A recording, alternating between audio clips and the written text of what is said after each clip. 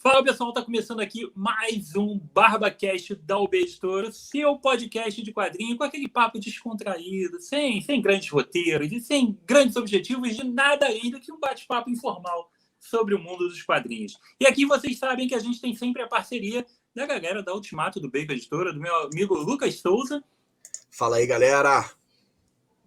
E também do Alexandre Batista. Salve, salve! Isso, e eu sou o Rodrigo Barba, e hoje nós vamos falar do fantástico ano de 1986.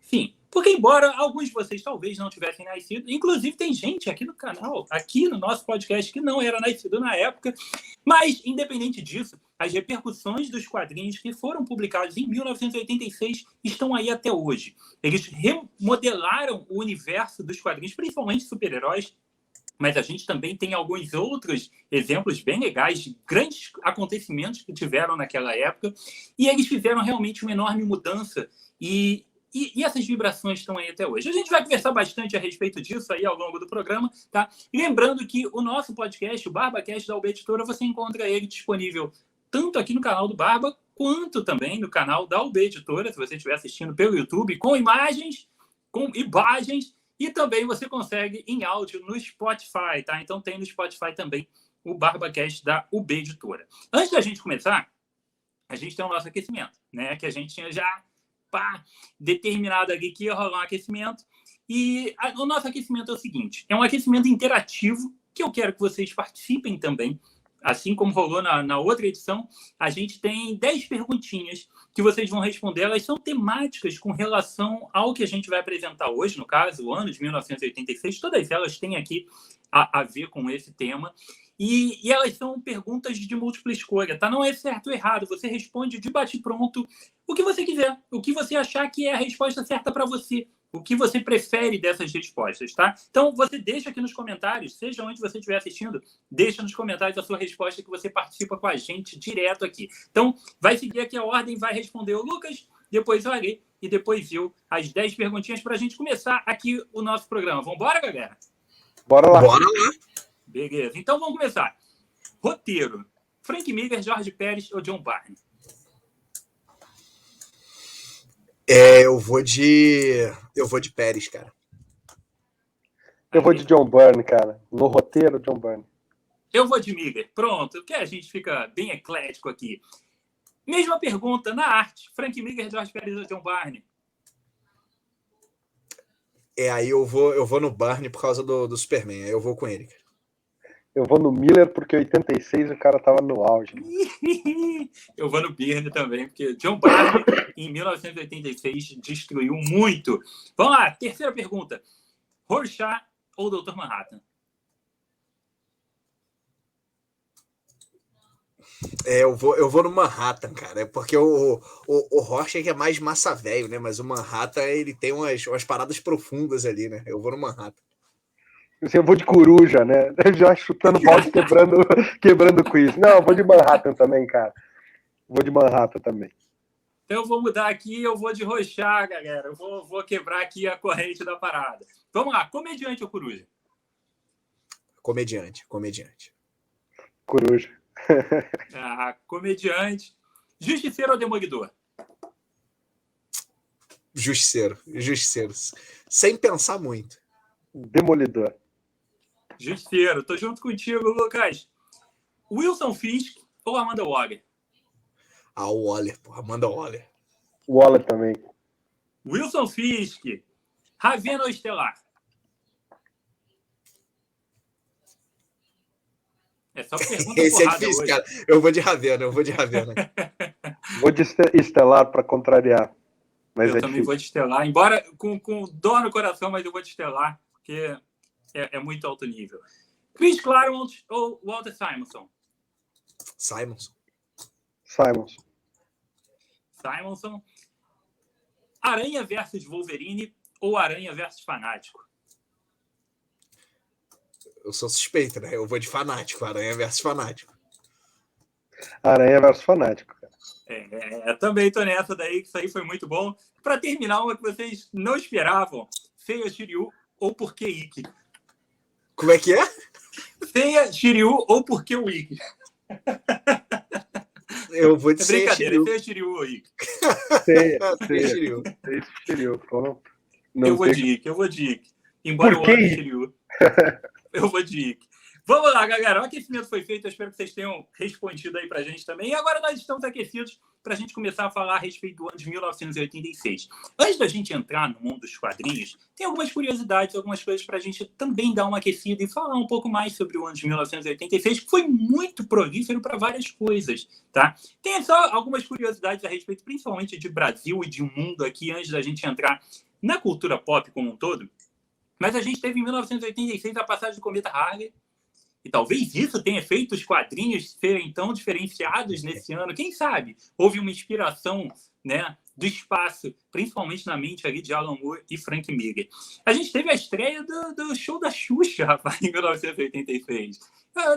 Isso é um momento emblemático e marcante para o nosso país.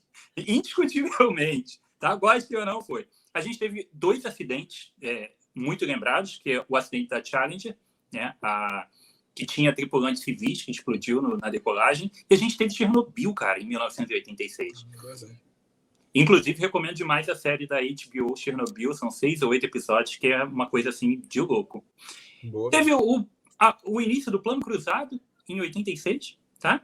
Tivemos a Argentina campeã do mundo em 1986, na Copa do Mundo, um espetáculo com Armando Maradona levantando a taça, e um dos campeonatos brasileiros mais zoados e bagunçados de todos os tempos, vencido pelo São Paulo em 1986. Pode até entrar aqui uma última pergunta. São Paulo ou Argentina, Lucas? Eu vou de Argentina, cara. Eu vou de Argentina. A pergunta bônus aqui, tá? No mundo do cinema, cara, o mundo do cinema também teve algumas coisas que são memoráveis, que repercutem até hoje, fortes, em 1986. A gente teve a estreia do filme Top Gun.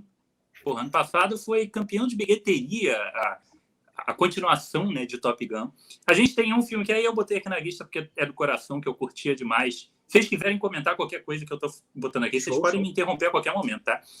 Um Dia a Casa Cai, que eu vi 150 vezes na Globo, e eu ria toda vez que o Tom Hanks ele se ferrava dentro daquela obra na casa dele, e mostrou pra gente que não é só no Brasil que a gente tem obras que não acabam nunca, que dão errado o tempo inteiro, né? Completamente fantástico. Não faça obra, não faça obra. Teve Curtindo a Vida Doidada em 1986, que tá aí até agora repercutindo, né? Tivemos o lendário Rapto do Menino Dourado, e depois a gente veio descobrir que o Menino Dourado é uma moça, né? Tivemos também Aliens, o Resgate, o segundo filme do Alien, dirigido pelo nosso querido James Cameron. Filmaço de ação, se vocês não viram, recomendo demais. Outro daqueles que são só por curiosidade, mas que talvez o Ari tenha curtido muito também no cinema em casa. Robô em Curto-Circuito. Muito bom. Mas é a parte 1, né, Barba? Esse aí é o 1, né? É, o primeiro. O primeiro passou pouco, cara. O que passava muito era o 2. Porque o primeiro, ele é de ação e ele é meio... O robô fica louco e sai tentando matar todo mundo. Ele é meio quase um... Depois eles dão uma aliviada e vai pra comédia. Vira uma comédia, exatamente. Isso. A gente teve o Labirinto, né? Também em 86. Crocodilo Dundee. Só clássicos da Sessão da Tarde. Esse é clássico. Labirinto foi a estreia da Rainha dos Nerds, Jennifer Connelly, né, cara? Ó só, né não? Com certeza. Linda.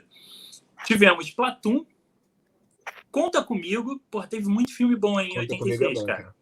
Highlander. O primeiro é bom demais, cara. O primeiro é muito. Nossa, tá louco, cara. Se a gente tivesse junto, eu ia te agredir com a rota de pau.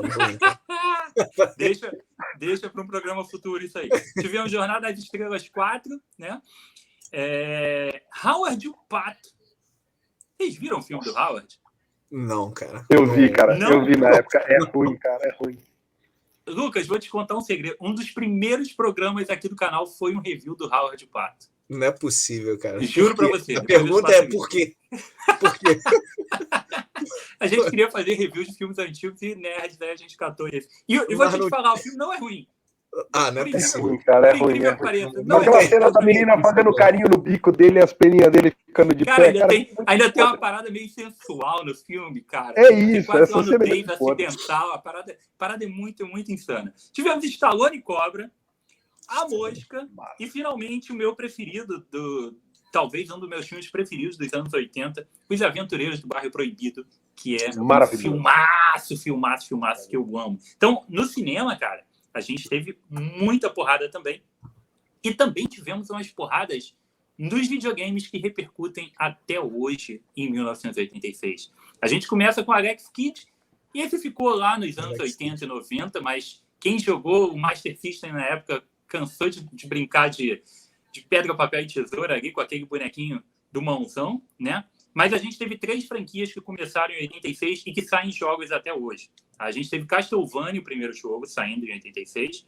Tivemos Super Metroid, na verdade era só Metroid na época, que é uma franquia que dura até hoje. E tivemos Zelda, o primeiro Legend of Zelda foi em 86 para o Nintendinho. Cara, um ano bem memorável, né? Antes da gente ir para o mundo dos quadrinhos mesmo. A gente teve muita coisa boa em 86.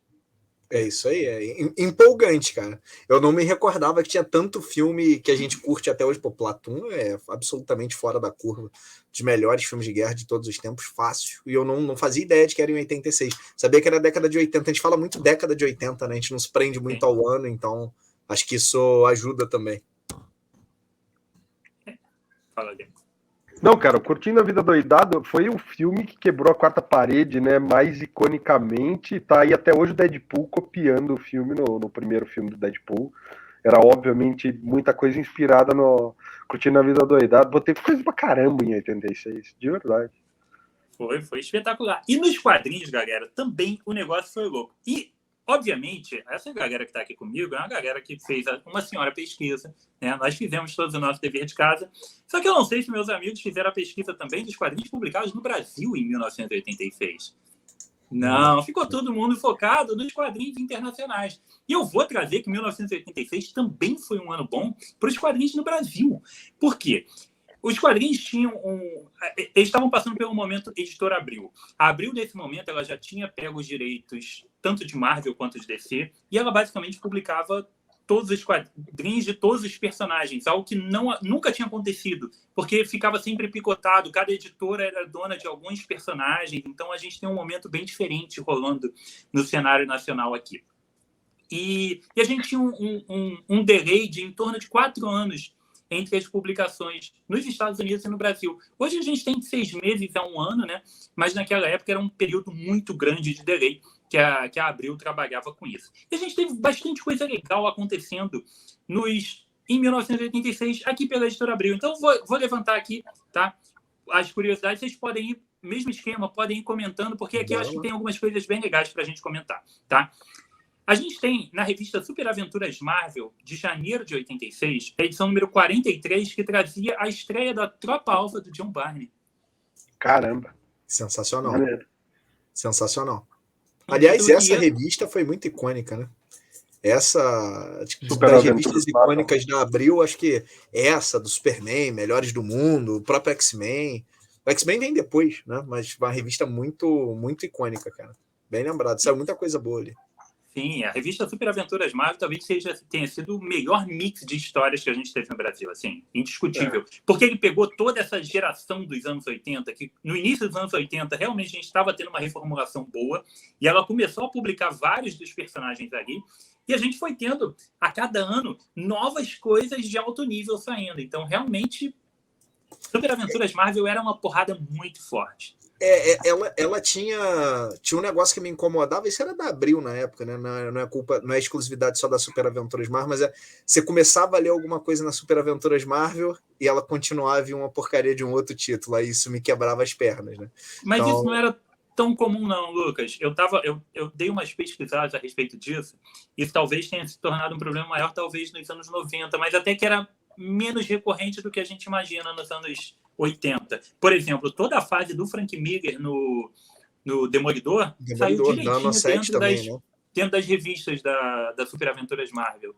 Eu acho que o problema principal ali fossem outros títulos como X-Men, por exemplo, que começava ali e você tinha crossover com outros personagens.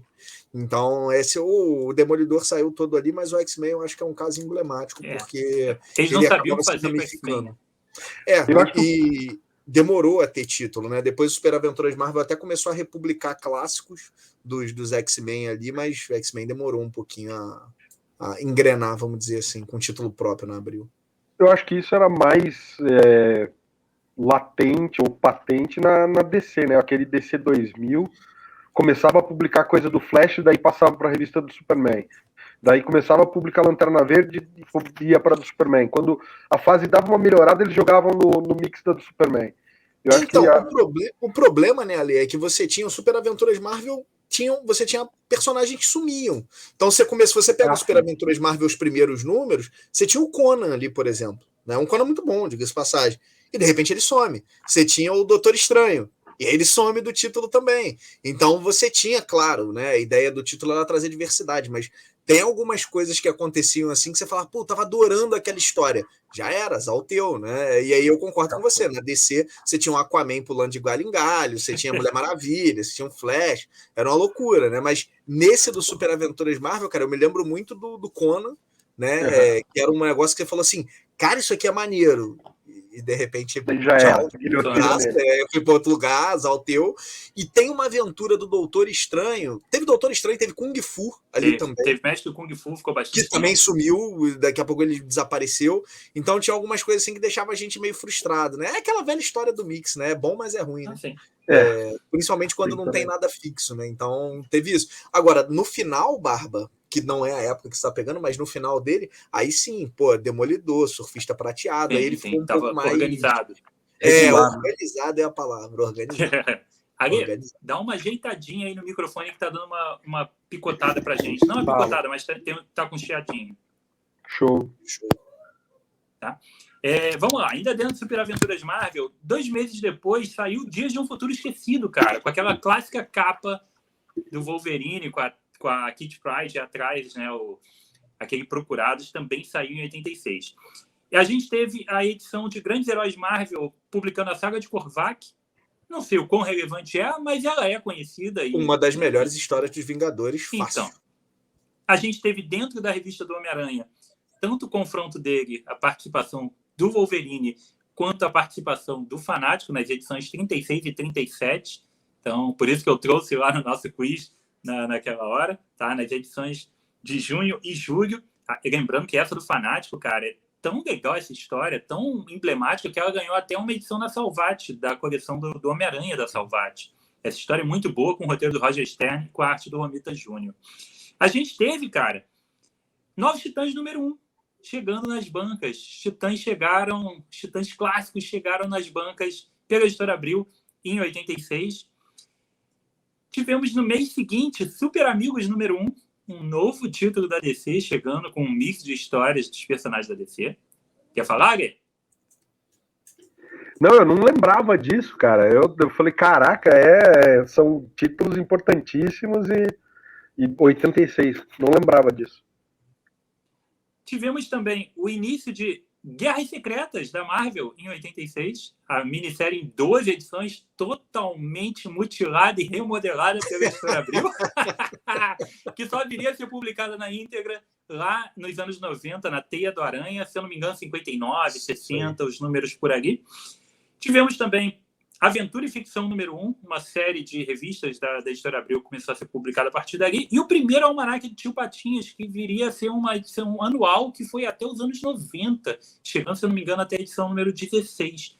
Tudo isso foram títulos que saíram ali em 86, só para a gente dar essa esquentadinha aí no material. Bastante coisa legal, né? Bastante coisa boa, cara. Essa dos Titãs, por exemplo, que você comentou, foi uma das séries mais longevas, né? Super Aventuras Marvel, Superman, essa do Titãs foi até o 119, eu acho. Foi até quando deixou de ser bom, já não era bom mais, mas eles tava rolando ainda. É um baita de um título, cara. Essa aí eu fiz questão de guardar aqui, cara, dos meus formatinhos, essa sériezinha completa aí, que ela é muito gostosa de ler. Tivemos ainda em 86, antes da gente... E o Ale, tu tá mudo, Ale. Aí não adianta nada, né, cara? Se eu falo como o negócio muda, me boicotei aqui, foi mal. Você não comentou, porque na verdade ela começou em 85, mas ela termina em 86, que é a Era de Halley, cara. Você chegou a ver essa HQ na banca na época? Você comentou da passagem do cometa Halley? Eu comprava quadrinhos nessa época, vê? Menos. Cara, eu sou velho, mas nem tanto. Eu não comprava, eu também não comprava, cacete. Pô, vai me suar assim na cara dura. Eu não comprava HQ, mas eu lembro de ver na banca, cara, que era. Eu tenho a impressão que foi uma produção nacional, tá? Saiu pela Abril, mas eu precisava pesquisar para ver se é internacional e que eles estavam licenciando ou se era produção nacional mesmo. Que era uma família lá, cósmica, e chamava Era de Halley, e era por conta desse negócio da passagem do cometa. Então, assim, foi uma febre esse negócio do cometa Halley, cara. Bizarríssimo. Vou pesquisar a respeito disso aí, que agora eu fiquei bem curioso, rapaz. Isso aí, novidade. Não conhecia. Tu conhecia, Lucas? Não. Cara, eu sou um cara muito novo. Esse período aí, eu... A gente ainda tem que ouvir essas coisas, viu? Vamos lá. Antes da gente ir para o que interessa, que são os quadrinhos norte-americanos, a gente tem um outro quadrinho, tá?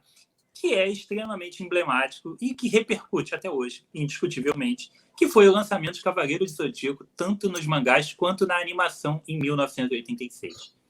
É grande demais para a gente não trazer aqui, né? Então a gente teve o surgimento que só iria explodir no Brasil com os animes em 94, né? 8 anos depois, e os mangás só chegariam em 2000 ou 2001 pela editora Conrad, mas em 86 saía o mangá e o anime do Cavaleiro do Zodíaco lá no Japão.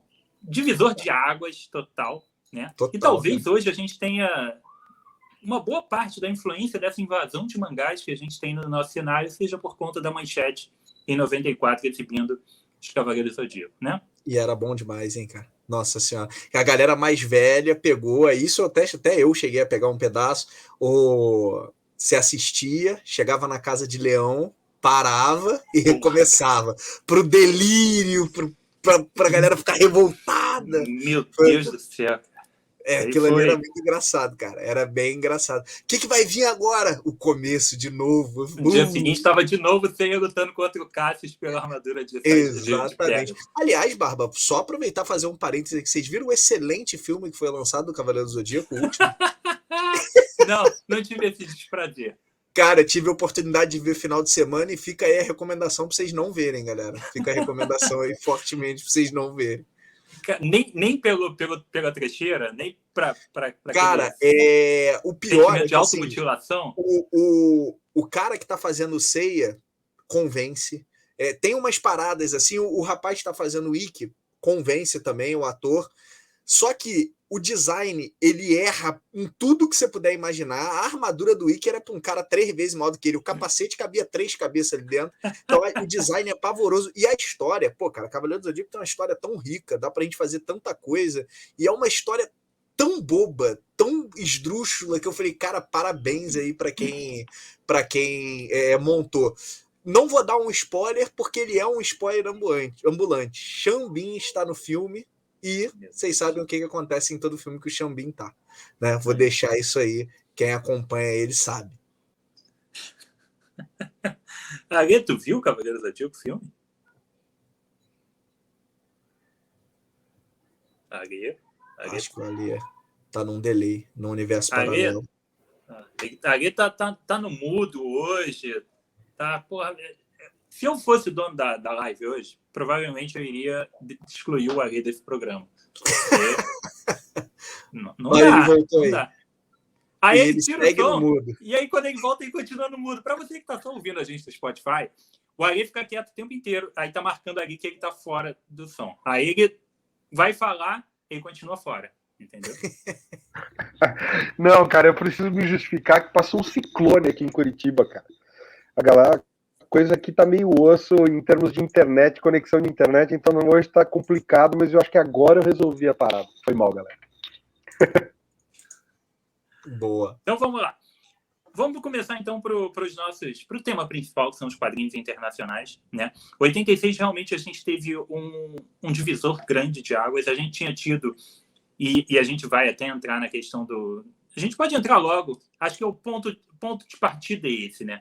A gente teve em 1985 a Crise nas Infinitas Terras, que foi um mega evento da DC, que reformulou o universo DC, que estava bem confuso. Não que o universo DC seja descomplicado hoje em dia, né? Mas ele era um nível de confusão por causa do seu multiverso, em algo que a gente não consegue nem imaginar e mensurar hoje em dia. Então, teve a brilhante ideia de se fazer esse mega evento para se tornar as coisas mais simples e mais funcionais, de maneira muito resumida aqui, tá? Então, rolou esse mega evento, eles pegaram tudo que interessava, o que não interessava eles excluíram, eles fizeram realmente uma reformulação que foi até o iniciozinho de 1986, com as últimas 3 edições saindo em 86. Vou deixar o Lucas desenvolver um pouquinho mais isso aí, que embora essa seja uma saga que tenha começado em 85, ela vai repercutir diretamente em tudo que aconteceu a partir dali, porque os outros acontecimentos de 86 acontecem justamente porque a gente teve esse primeiro passo dado pela DC com esse primeiro mega evento, mega crossover, de juntar tudo que é herói da editora numa revista só. O Barba, eu acho que, bom, tem muita coisa para se falar da Crise nas Infinitas Terras, acho que ela dá sozinha um programa, mas eu acho que é bacana a gente dizer assim, é uma leitura que eu faço todo ano, tá? Eu gosto muito da Crise. Claro, o pessoal fala, pô, Lucas, mas para leitor novo, ela tem algumas características que podem tornar a leitura menos fluida. Aquela época a gente tinha um volume de texto muito grande, aquelas páginas características, né, com 300 personagens aparecendo ao mesmo tempo, então isso também acontece ali. E para os leitores mais novos, né, ou que não têm doutorado em universo DC, tem muita coisa ali, não que seja relevante para a história, mas tem muito detalhe, né, muito easter egg que ele acaba passando. Mas o que eu acho que é legal dizer, Barba, é que esse evento e essa forma de fechar, entre aspas, aquele universo, ele possibilitou 2 coisas incríveis. Primeiro, o fechamento da jornada de alguns personagens no passado. Talvez o fechamento mais icônico seja o que aconteceu com o Homem de Aço, né, do nosso Alan Moore. Então é uma HQ, talvez seja uma das poucas HQs pré-crise que é constantemente, claro, que não seja uma linha regular como os Novos Titãs, que continua depois, que seja falada. É uma história muito, mas muito legal e que fecha, entre aspas, aquele Superman, até o Jones brincar com ele de novo na segunda crise. Então, possibilitou esses fechamentos que são interessantes. E tem um negócio que a gente ouve falar muito quando a gente está conversando com outras pessoas, em especial pessoas que abandonaram os super-heróis, que as revistas hoje em dia estão muito ruins, no passado era melhor.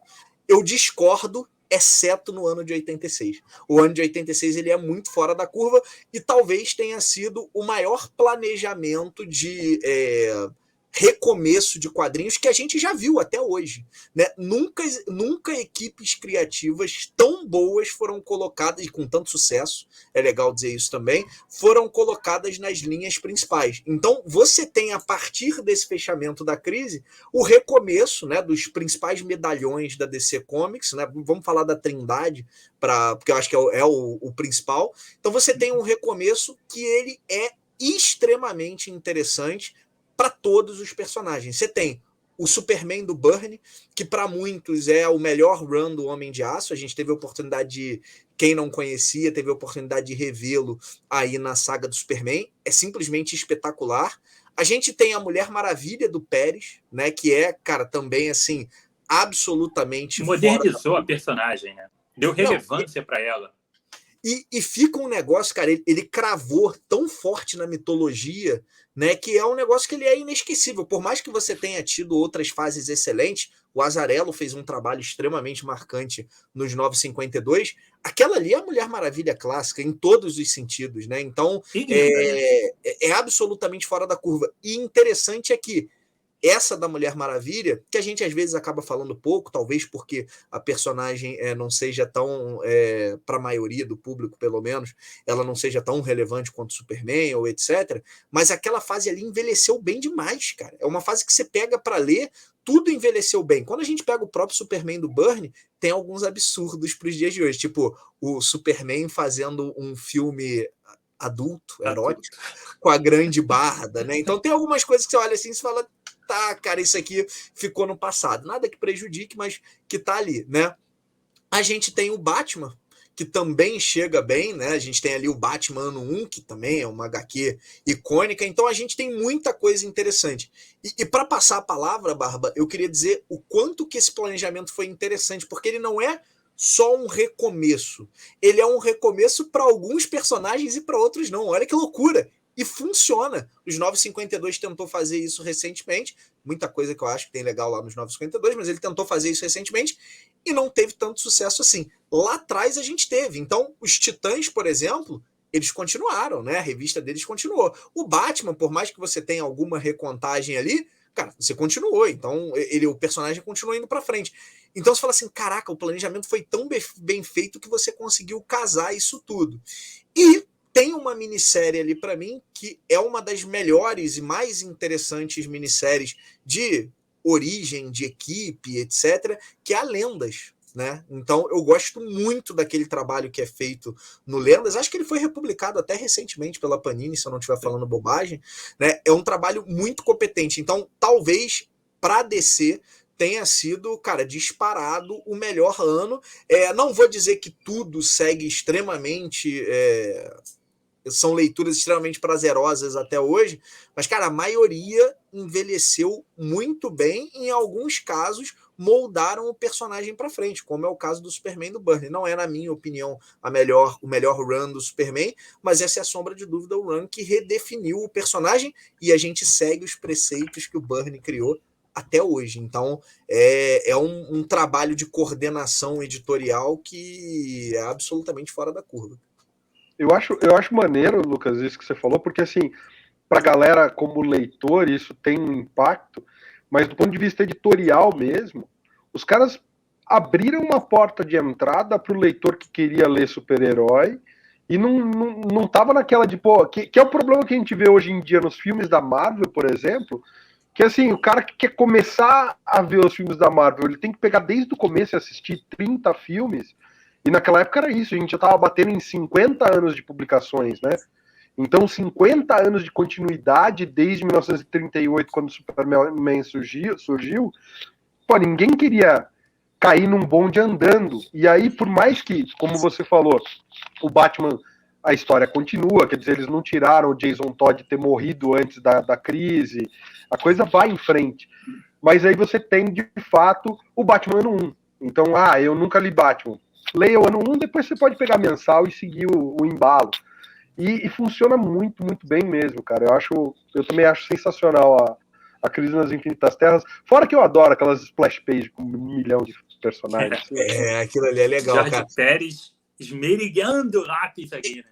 Exatamente. E acho que é legal fazer um comentário também, né? Quando a gente fala do Batman, eu acho que é um caso à parte, porque ele talvez seja o personagem que teve sua origem menos afetada. O Superman, muita coisa muda, né? Para quem não lembra lá, o original, ele foi criado no orfanato, se eu não estiver falando besteira, tal. Então ele não tinha toda aquela história dos pais, da fazenda, da mãe fazendo a roupa, né? Então o Byrne, ele realmente mexe muito, dá um downgrade nos poderes do Superman, que antes da crise ali fazia virtualmente de tudo, né? Ele dá um downgrade para ficar alguma coisa mais relacionável e segue. O Batman, cara, se você pegar o Batman ano 1 e você pegar a história de origem, ela é basicamente a mesma. Claro, ela foi recontada, muitos elementos foram colocados ali, tem um protagonismo do Gordon nessa HQ que é sensacional, mas a história do Bruce Wayne, ela é basicamente a mesma. Isso é muito legal, né? Quando você para pensar, caramba, como a história,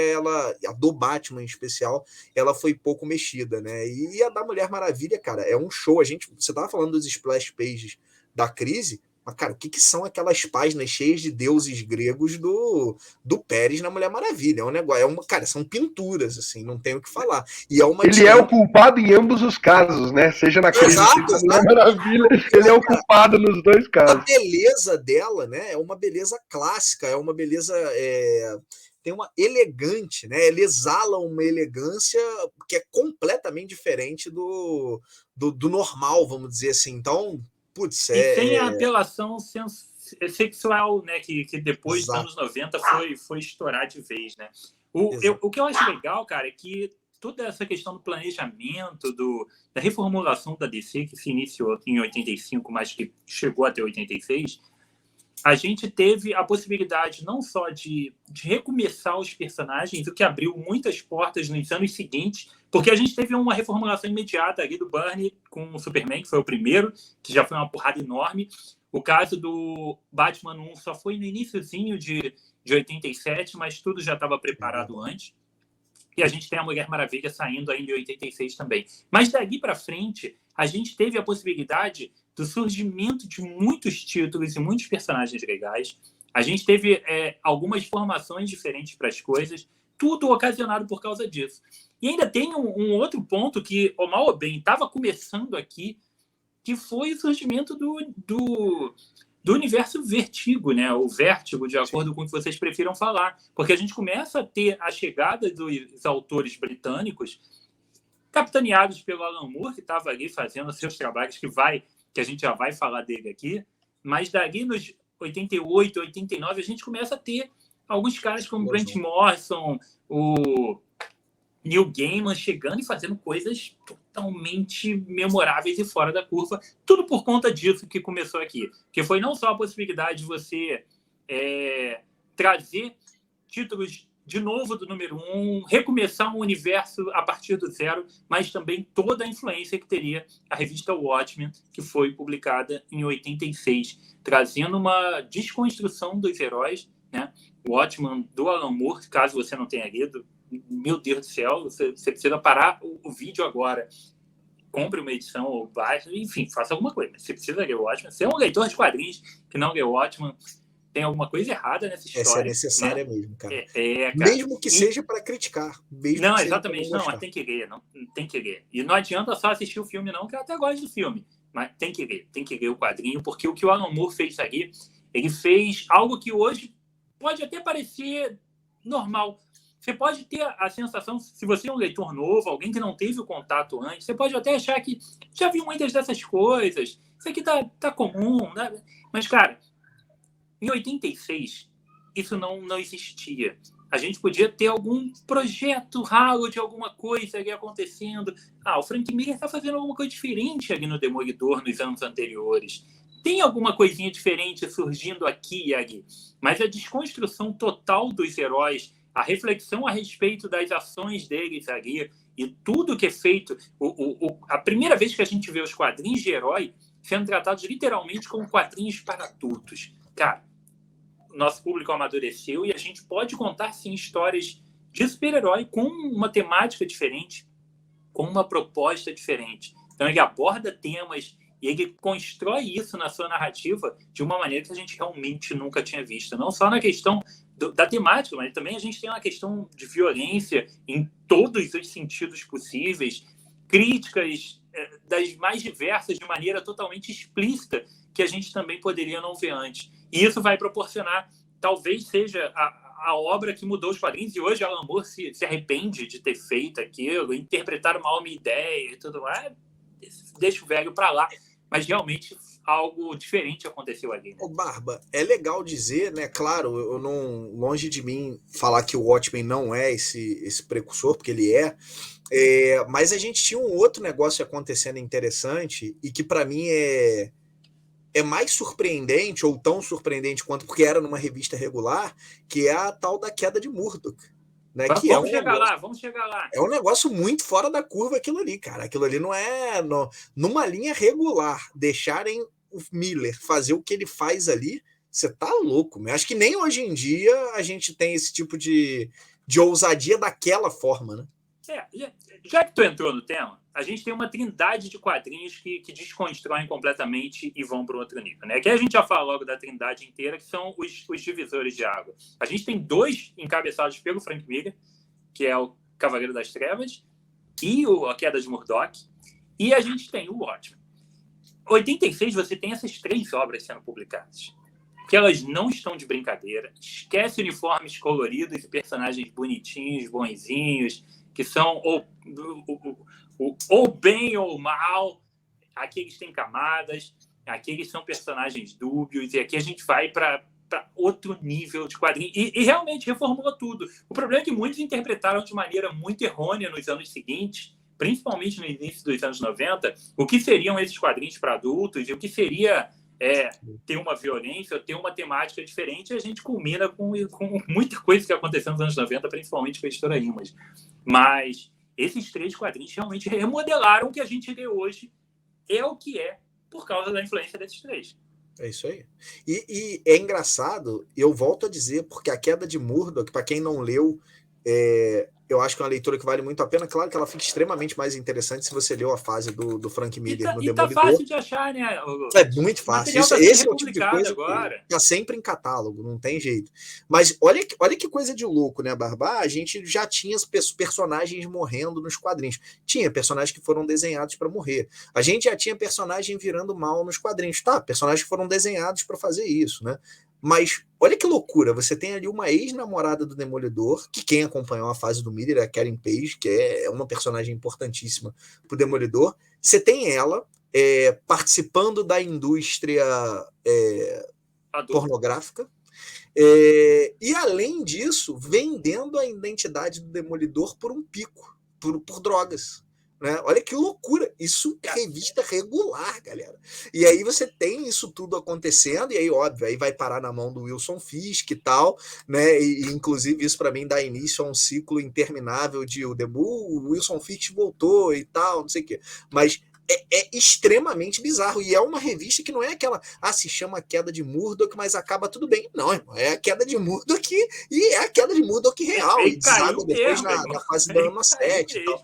Mas é a queda mesmo, né? Então, e aí eu concordo com o que você falou, Barba, de que teve uma má interpretação, porque, claro, essas histórias, elas são violentas, elas têm uma pegada dark, elas têm uma estética diferente, mas, para mim, o mais interessante é a forma como elas mexem no psicológico, né? Tem uma cena da Queda de Murdoch, que é o Demolidor abraçado com a Karen Page, né? Deitado na cama, se não me salva, se a memória não me engana, e a câmera tá de cima, né? A gente tá vendo a cena de cima e tal, e eles estão abraçados depois já dele saber que ela fez, e acho que ela tá tendo uma espécie de crise de abstinência ou alguma coisa nesse estilo.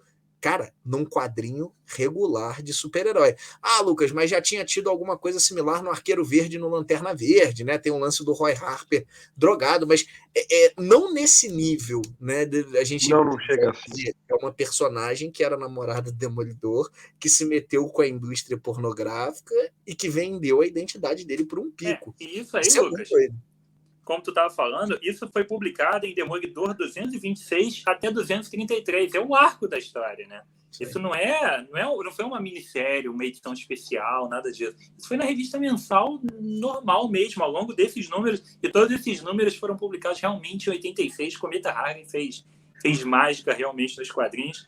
Um roteiro é o roteiro do Miller com a arte do Mazzucchelli, né? É realmente algo emblemático, impensável a gente imaginar que nessa época, mais do que hoje em dia, a visão era de que os quadrinhos eram coisas para criança mesmo ainda. Né? Isso aí.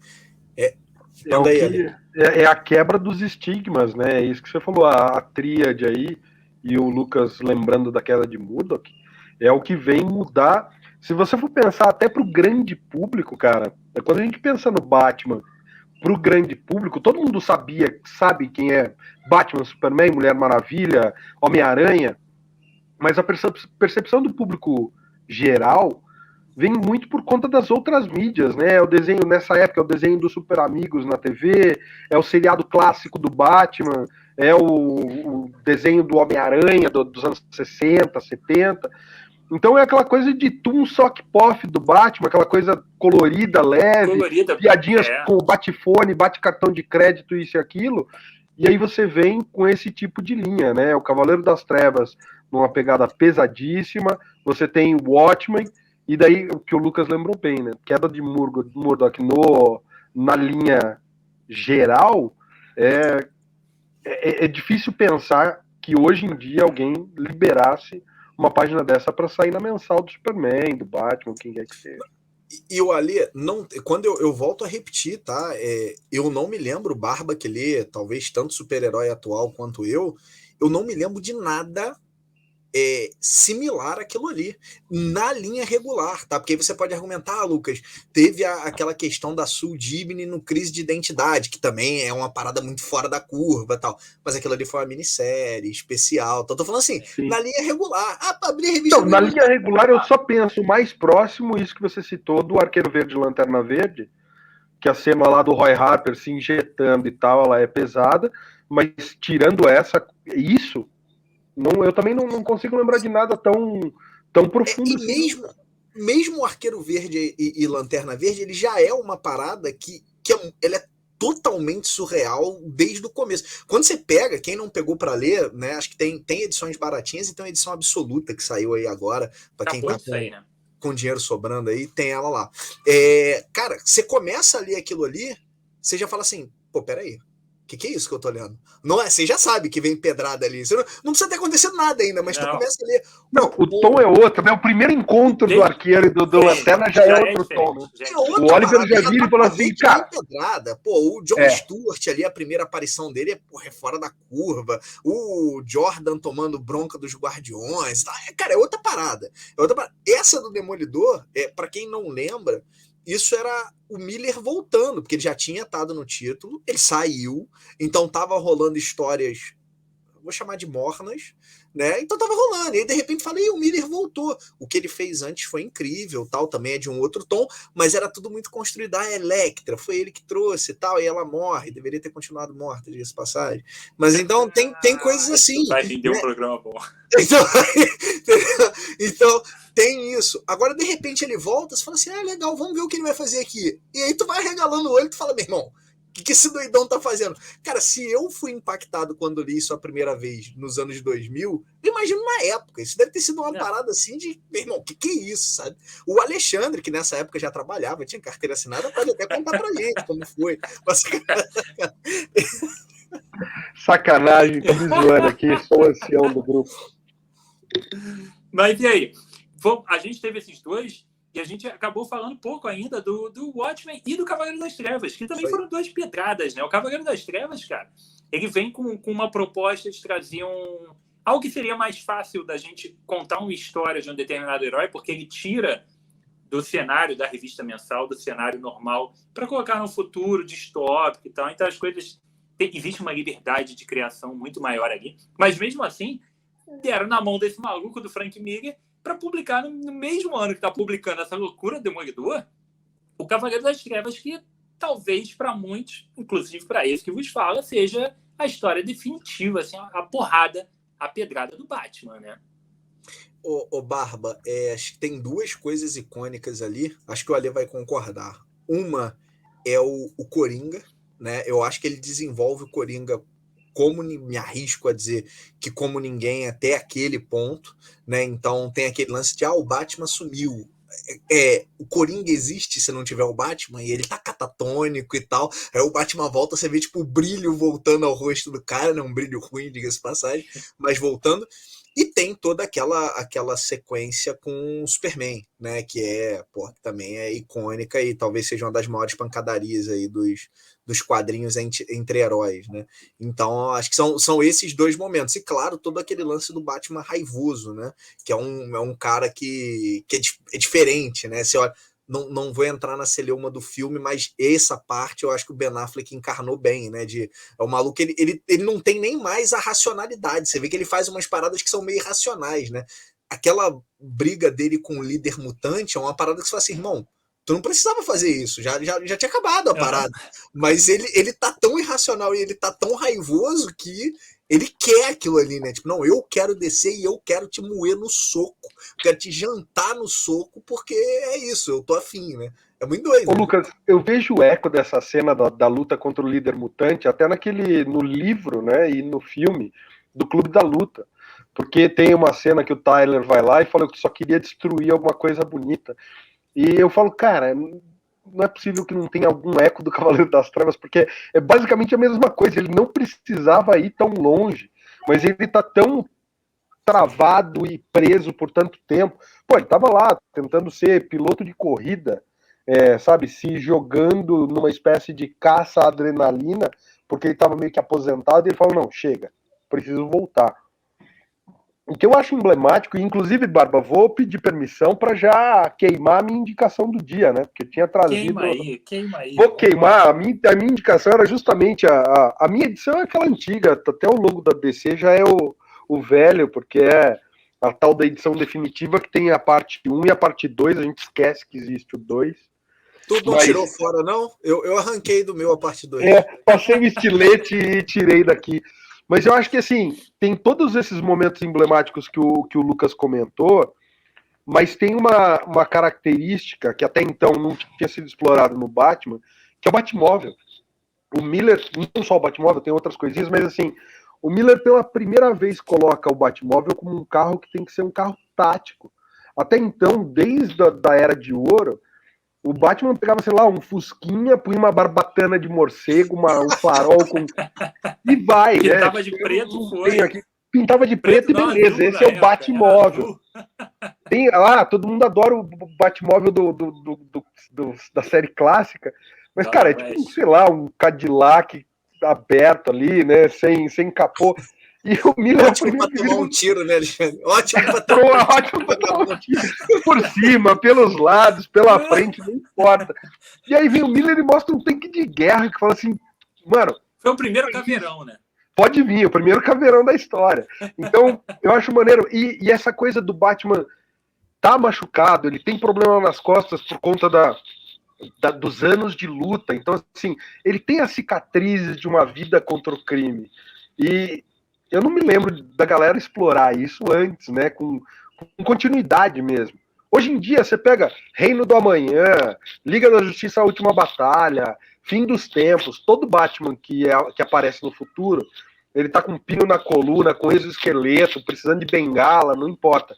Mas o primeiro cara que mostrou esse Batman no fim da vida, ainda tentando lutar, mas carregando essas cicatrizes e marcas, foi o Miller aqui, cara. Então, ela é emblemática por muitas coisas.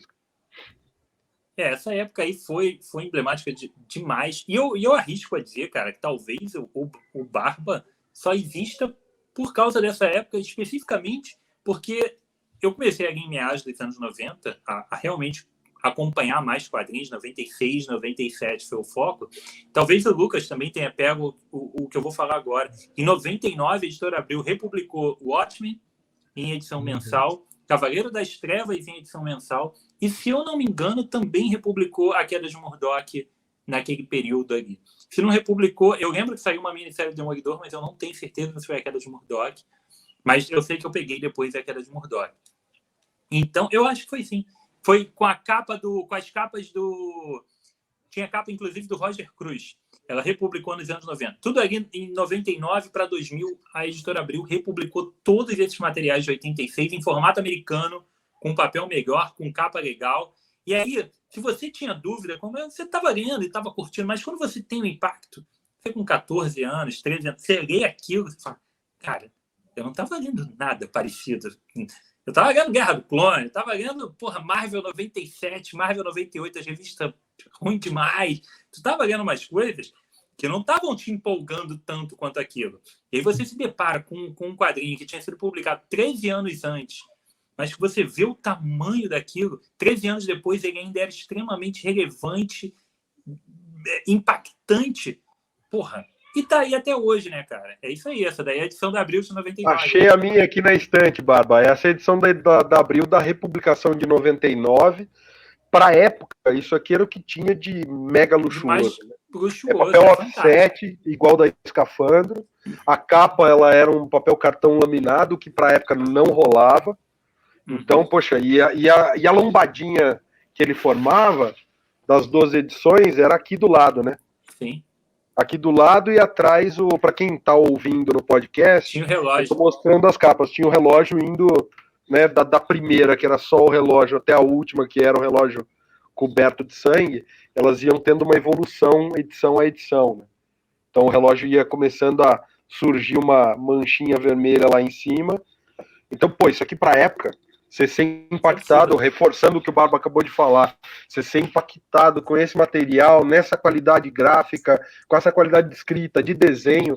É a primeira vez que a galera faz a câmera, não a primeira vez, mas é um uso pensado da câmera cinematográfica no quadrinho, né? Ela sai de um super zoom, super close e vai distanciando até você ter a cena completa e o establishing shot. Então, assim, o cara pensa, inclusive, a narrativa gráfica de Watchmen é diferente, né?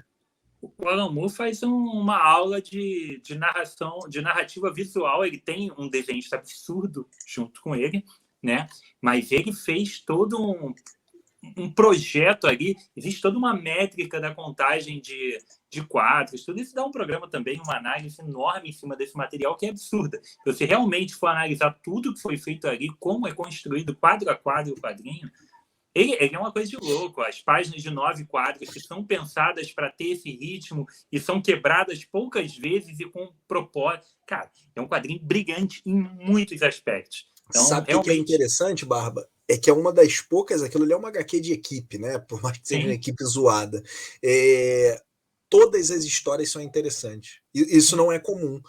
Eu não me lembro de nenhuma formação de equipe, Liga, Vingadores, etc., que você não olha e fala assim, aquele maluco tá ali só para fazer número, vai, Porra, maluco chatão, personagem horrível. Ali não, ali você fala, cara, todo mundo que tá ali tem um propósito extremamente bem definido e é interessante. E para mim, o que me pega muito na leitura desse material é o Dr. Manhattan, porque no começo, minha humilde opinião, eu acho ele o menos interessante. Eu falo, maluco chatão e tal. Você começa a avançar e aí você vê a história dele, e aí tem toda aquela viagem metafísica, sei lá, e aí você começa a ver como o cara percebe o tempo, o que ele tá falando, você fala, que é isso que eu tô lendo aqui, maluco? Que loucura é essa que eu tô lendo? Até o Ozymandias também, que também, quando você lê a primeira vez, você fala, maluco chato, do personagem Chatão. nada a ver, caricato, que roupa ridícula é essa, tal. Quando você vai vendo a motivação do cara depois, você fala assim, caraca, é outra parada, né? É outra e ele é o personagem que apareceu menos ali a princípio, né? Mas tinha um motivo para ele estar ali da forma que ele foi apresentado, né? Conta a verdade, o que eu acho incrível... matou o mistério antes ou não? Não, eu era moleque. Ninguém mata. Não tem como. E o mais louco é isso, que era justamente o que eu ia falar, Lucas. Quando você relê, você percebe que todas as ações dele estão às claras. Você lê sabendo que o Ozymandias é o vilão, você começa a ligar os pontos de que o cara que ele mesmo contratou para atacar e tal. Sim. E em momento algum o Alan Moore dá isso de bandeja, embora esteja às claras para quem está lendo com atenção, sabendo do final. Então, assim, é genial, cara, é genial. Não, o quadrinho é absurdo. E eu, um moleque de 14 anos, cara, 99, estava com uma bagagem muito baixa de quadrinhos, já tinha uma bagagem grande de filmes, mas de quadrinho ainda estava bem baixa, mas eu sabia que eu estava lendo alguma coisa diferente ali. Tanto no Watchmen quanto Cavaleiro das Trevas, eu sabia que, cara, isso aqui não é normal, isso aqui é alguma coisa diferente de tudo. Porra. E a gente não tinha um podcast para bater um papo com a gente, não tinha internet para a gente descobrir. A parada tá ali na banca e vamos comprar e ver qual é disso daí, porra. Abriu, publicou, formato bacana, chama atenção, né? Formato americano, bonitinho. E aí tu enlouquece. E totalmente relevante até hoje, né? Então a gente está falando de algo que já aconteceu há quase 40 anos, estamos caminhando em breve para 40 anos. E tá aí, cara. Continua sendo melhor do que muita coisa que sai, mais inteligente, mais bem preparado e até mais bem desenhado do que muita coisa por aí. Só pra gente... Acho que já dá pra gente dar uma arrematada nessa só ia comentar uma coisa de Watchmen ainda, Barba, que é só vou pontuar, a gente nem precisa entrar no assunto. Isso porque a gente nem tá falando dos contos do Cargueiro Negro.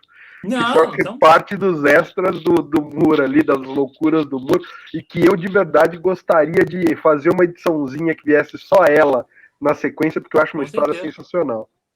Ainda aguardo que a DC lance um Black Label e vire uma revista mensal, Contos do Cargueiro Negro. Isso seria uma grande ideia, mas a DC é meio perdida do que vai fazendo. Mas eu só ia pontuar que a gente não mencionou um fato muito interessante, que é que no Cavaleiro das Trevas a gente ainda tem a arte do Frank Miller, que hoje muito se fala que o Frank Miller não sabe mais desenhar e tudo mais. Ele refez o estilo dele, né, para os dias de hoje, mas a gente tem uma arte espetacular com algumas splash pages inesquecíveis em Cavaleiro das Trevas. Eu não esqueço nunca ele no cavalo, naquele corcel ali, é alguma coisa de outro mundo, cara. Que é uma das páginas mais bonitas das HQs de super-herói, assim, sem dúvida. Se foda todo o resto. Não, tem páginas maravilhosas demais nesse quadrinho, cara. Eu tenho meu Superman aqui, é o do Cavaleiro das Trevas, tá aqui no meu cenário, aqui, ó. Esse Superman é absurdo, cara.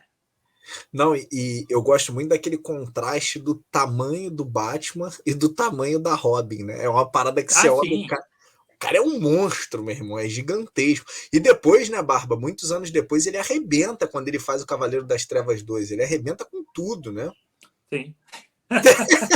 Ele arrebenta com a arte, com ele arrebenta. Literalmente com tudo. Com tudo. Mas eu acho que ainda dá até para salvar alguma coisa no Cavaleiro das Trevas 2. Eu não acho essa perda total, não. Não, o 2 eu acho muito ruim. Agora o 3, porra, o 3 me desceu muito bem. Não, o 3 é muito bom. Muito bom. É legal e aí depois, para ficar nesse, né, de bom, ruim, aí tem aquele Cavaleiro das Trevas, a criança perdida. Criança dourada. Criança dourada. Tá no meu top 6 de piores coisas que eu já li na minha vida. Fácil.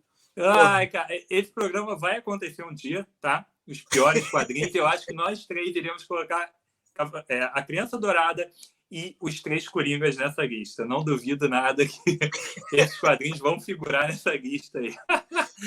Bom, fechamos essa trilha. A gente ainda tem coisas relevantes para a gente falar, tá? Tem algumas coisas ainda muito pesadas. A gente já deu uma passada grande aqui pela DC, que a DC realmente talvez tenha sido quem capitaneou tudo isso, né? A DC fez uma reformulação que começou com o Crise nas Infinitas Terras, resetou boa parte do seu universo, deu chance para uma série de roteiristas e artistas, né, de desenho de altíssimo nível e criou um mundo novo a partir dali que influencia os quadrinhos até hoje. Seja com Watchmen, Cavaleiro das Trevas, com o Superman do Byrne, Mulher Maravilha do Pérez, o Batman 1 do próprio Frank Miller. E a partir dali muita coisa foi saindo. A Marvel teve essa epifania. Dá na mão do Frank Miller, faz o que tu quiser aí durante 7 edições. E aí sai a queda de Murdoch.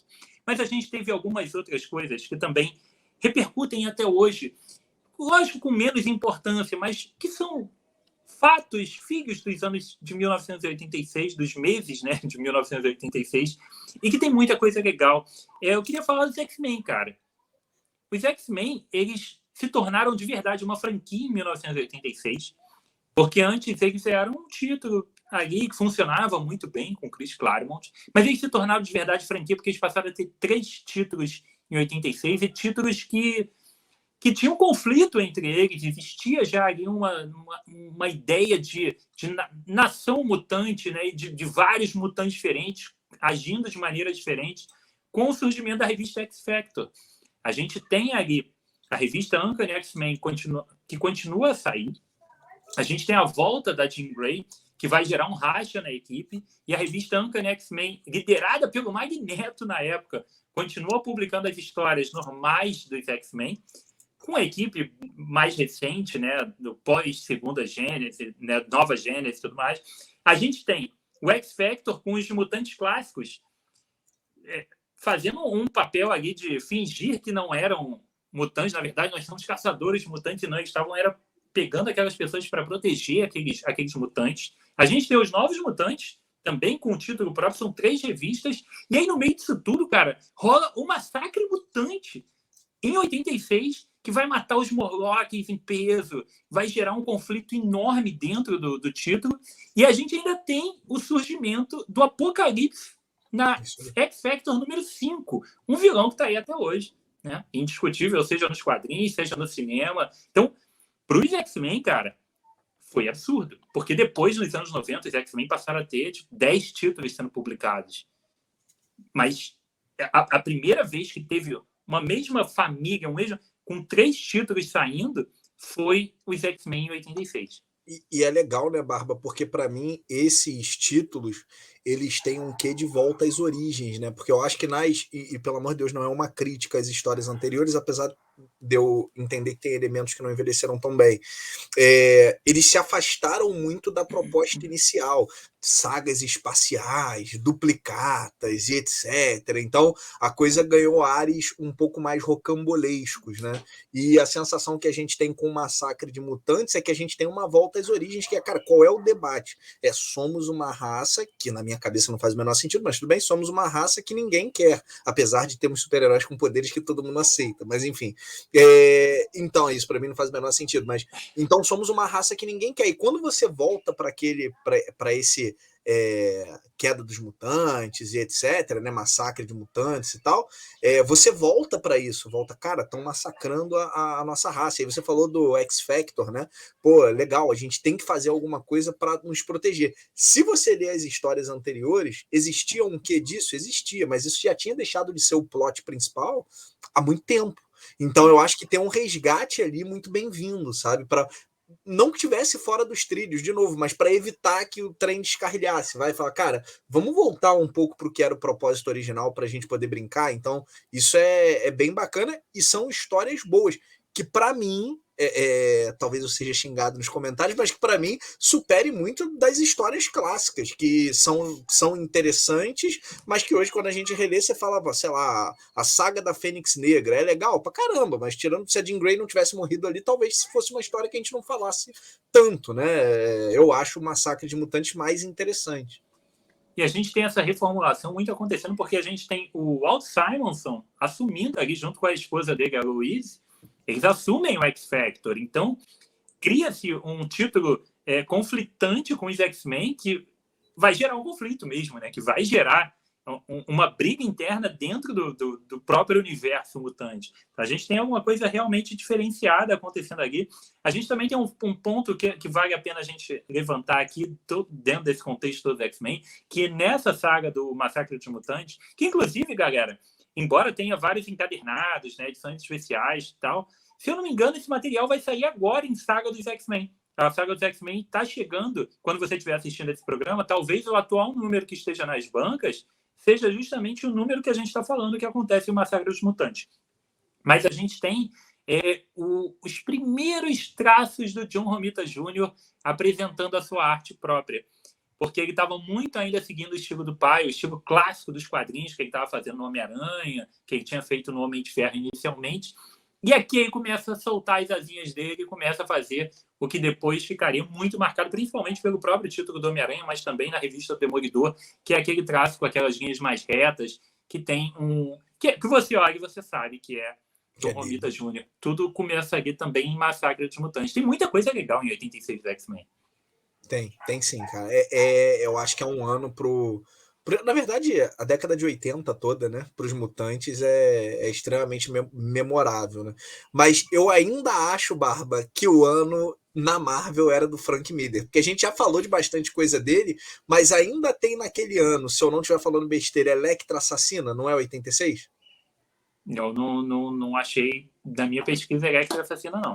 Vou dar uma olhada, mas Electra Assassina, se não tiver Electra Assassina, eu tenho certeza que a gente tem Demolidor Amor e Guerra, que ele fez com o Bill Sienkiewicz, né?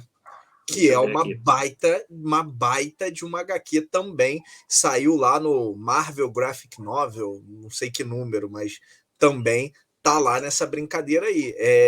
O ano do Frank Miller, talvez a gente possa... 86. As 86. É com o Bill Sienkiewicz, né? Tanto Electra Assassina quanto essa aí, né?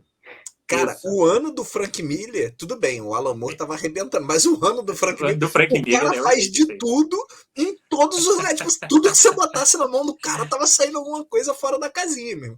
É absurdo, cara. Absurdo. Muito bem lembrado. Verdade seja dita que o Moore também fez lá o fechamento do Superman, fez o Watchmen e tal. Sim. Mas quando você olha a produção do Frank Miller no ano de 86, você vai assim, que é isso, irmão? O que estava acontecendo? É o cometa Harley que afetou isso? Era a era de Harley, cara, certeza. É aquela revista que o Agê comprou lá na banca. Isso aí. Fez, cara. Loucura mesmo. Loucura. Não, realmente essa daí não estava aqui na minha lista. Muito bem lembrada, Lucas. Essa eu não, de tudo que eu pesquisei, achei uma coisa bizarra aqui, mas isso eu não tinha achado. Muito bom, muito Não, bom. e você vê o ano do Demolidor, né, cara? Quando, às vezes a Sim. gente fica falando, eu sou um cara que critico isso, eu acho que hoje em dia tudo que o Miller fez com o Demolidor é extremamente emulado, copiado. Não, Lucas, as histórias atuais são ruins. Não, mas, cara, se você leu a fase do Miller, você fala assim, pô, estão reciclando Tô e vendo de muito. novo. Né? Mas quando você para olhar os anos, quando o cara fez, a quantidade de coisas, você fala assim, cara, talvez seja, a não ser pros autores, né, já mais consagrados, com muita personalidade, tipo o Mark Waid, que foi propositalmente no caminho oposto, é difícil você não estar na sombra do cara, né? Não, Ele ele fez tudo fez que tinha isso, que fazer. ele fez isso no mesmo ano com o Batman e com o Demolidor, né? Porque o Batman 1 saiu em janeiro de 87 e entrou na pré-venda em 86 nas comic shops, né? O Olha que release loucura. foi de 86. Olha que loucura, que loucura.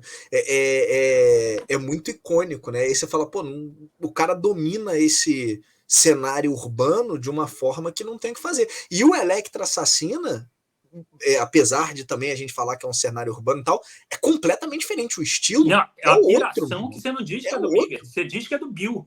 É isso aí, é isso aí. Você diz que é um quadrinho do Bill. É muito impressionante, assim, tudo que ele faz. Por isso que, assim, óbvio, os Mutantes tiveram um ano excelente, estabelece muita coisa, mas quando você olha pro ano do Demolidor, você fala, meu amigo, se tu não gostava de Demolidor ainda, se tu leu o que saiu nesse ano, tu vai ter que gostar, não tem como tu não gostar. Né? Será que a gente pode dizer que 1986, então, é o ano do Frank Miller? É o ano do Frank Miller. É o ano do Frank Miller. Rapaz, é uma coisa de louco. Diretamente, fala aí, Ale.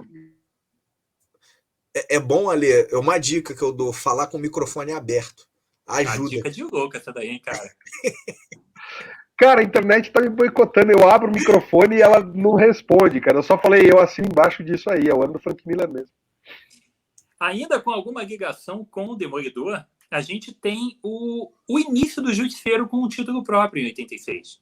Ele tem a minissérie, a lendária minissérie com arte do Mike Zeck, que virou uma capa de superaventuras Marvel ali dos números 30 e pouco, né? Não, na verdade, uns números um pouco mais à frente, que tem o Justiceiro com as duas armas atirando, Sim. com uma arte linda do Mike Zeck. Ele ganha a primeira minissérie aqui em 86, depois ele viria a ter título próprio e tudo mais. Então, ele que era um coadjuvante, né? Primeiro um vilão do Homem-Aranha nos anos 70, depois a coadjuvante de luxo ali, anti-herói, que aparecia nos títulos, principalmente do Demolidor, para encher o saco. Mas ele ganha a revista própria, a primeira vez que ele ganha um título próprio em 86. Eu amo a arte do Mike Zeck, tá? Então, diga-se de passagem, algo que vale a pena ser mencionado. Esse material foi publicado depois na Salvar de Capa Vermelha do Justiceiro, tá? A gente tem também, cara, surgimento de mais dois personagens em 86. Um extremamente relevante até hoje, e o outro que a gente pode dizer que também tem alguma relevância. Primeiro é a Amanda Waller, que ela surgiu na própria Lendas, que você comentou. Sim, a gente teve a publicação dessa minissérie Lendas, e embora já existisse o Esquadrão Suicida, o conceito de Esquadrão Suicida já há muito tempo, mas a Amanda Waller, a líder, que a gente vê aí nos filmes hoje em dia, e para quem lê o quadrinho, principalmente do Ostrander e tudo mais, a Amanda Waller surge em 86 na minissérie Lendas. E a gente também tem o surgimento de um outro personagem desses controversos, que é o John Walker, o Capitão América que virou depois do agente mal. Americano, né? O Capitão América do mal, de roupa preta. E a gente acabou de ver esse cara surgindo na série Falcão e Soldado Invernal. Esse cara surgiu em 86 para assumir o lugar do Capitão América, que estava meio irrelevante naquele momento, né? Uma baita história. Aliás, os dois que você citou, para mim, Barba, eles têm aquela característica de novo do ano de 86 de serem personagens um pouco mais complexos, né? Tanto a Waller quanto o Capitão América do Capeta, eles têm ali um nível de complexidade que não dá para você falar, a gente fala brincando, mas não dá para você falar que nenhum dos dois é vilão, né?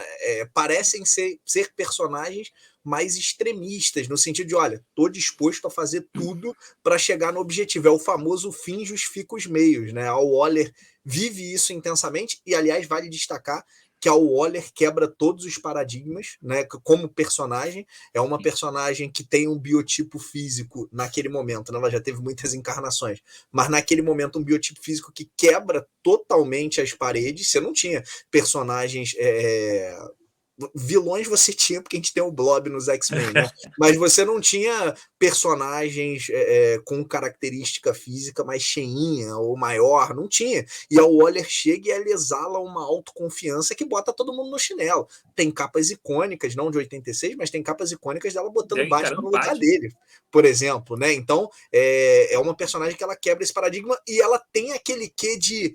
Cara, o que essa mulher tá fazendo? Você nunca sabe muito bem qual é a dela, né? O que ela tá fazendo? Ela tá querendo zonear o plantão ou ela tá ajudando de um jeito meio esquisito? E o Capitão América aí do mal, ele também tem uma história que foi republicada recentemente num capa dura pela Panini, que é muito boa, duas capas duras, né? Que é muito boa, que você fala assim, cara, você vê a motivação dele, de novo, não é questão dele estar certo ou errado, mas a construção dele é tão bem feita que você fala, cara, que personagem interessante, né? Que história interessante. Então, eu acho que são dois personagens assim brilhantes. Claro, né? Talvez o Walker ele não tenha tido depois uma jornada tão interessante nas outras histórias. A Waller, como está atrelada ali ao Esquadrão Suicida, ela acaba mantendo meio que o seu papel original, por mais que ela já tenha passado por versões menos interessantes. Mas isso é muito legal, cara, porque você percebe que tem o quê daquele ano, né? De sair um pouco da inocência tal. De novo, não que não tivessem histórias interessantes antes disso, mas é diferente, né? São dois personagens realmente icônicos. É aquela coisa de caminhar pela área cinzenta o tempo todo, né, Lucas?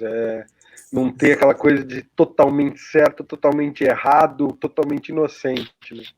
É maneiro. Eu acho que a gente brincou aqui com a questão do cometa Halley, né? Mas eu acho que Chernobyl entra muito como um ponto a ser exemplificado no que vai influenciar os quadrinhos daquela época. A gente está indo para a segunda metade dos anos 80. A Guerra Fria, a gente sabe que ela, né, acabou poucos anos depois, mas naquele momento ainda existia uma incerteza muito grande.